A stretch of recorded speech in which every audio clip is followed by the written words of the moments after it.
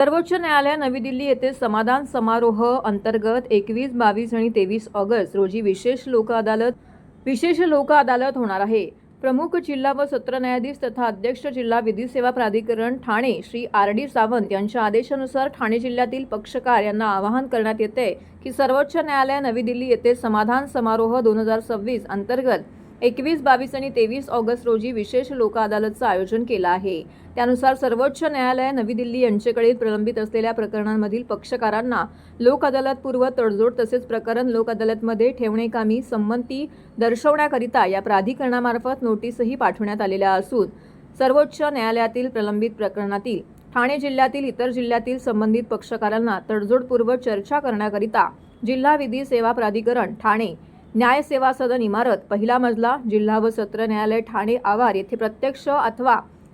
आभासी पद्धतीने संपर्क करण्यास कळवलेले आहे। तरी संबंधित पक्षकारांनी समाधान समारोह 2026 या उपक्रमामध्ये मोठ्या प्रमाणामध्ये सहभागी व्हावे असे RS पाजनकर सचिव जिल्हा विधी सेवा प्राधिकरण ठाणे यांनी घेण्यात आलेल्या पत्रकार परिषदेमध्ये प्रसारमाध्यमांशी बोलताना व सर्वोच्च न्यायालयातील प्रलंबित प्रकरणातील ठाणे जिल्ह्यातील व इतर जिल्ह्यातील संबंधित पक्षकारांना तडजोडपूर्व चर्चा करण्याकरिता आवाहन केलं आहे। 21, 22 आणि 23 ऑगस्टला माननीय सर्वोच्च न्यायालयात समाधान समारोह या नावाने विशेष लोक अदालत आयोजित केली आहे। या लोक अदालतमध्ये माननीय सर्वोच्च न्यायालयात प्रलंबित ज्या पिटिशन आहे त्यामधील पिटिशनर आणि रिस्पॉन्डंट यांना नोटीस काढून आपण इथे बोलावून घेतो आणि त्यांना प्री सिटिंग घेऊन मीडिएटरच्या माध्यमातून त्यांना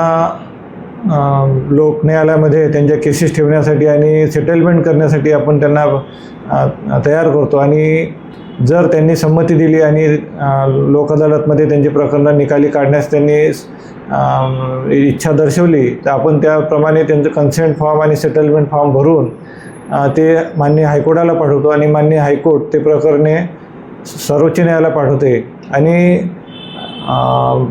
21, 22 आणि 23 ऑगस्टला ज्या पिटिशनरनी आणि रिस्पॉन्डंटनी संमती दिली आहे लोक न्यायालयात प्रकरणं ठेवण्याची त्यांना आभासी पद्धतीने इथून आपण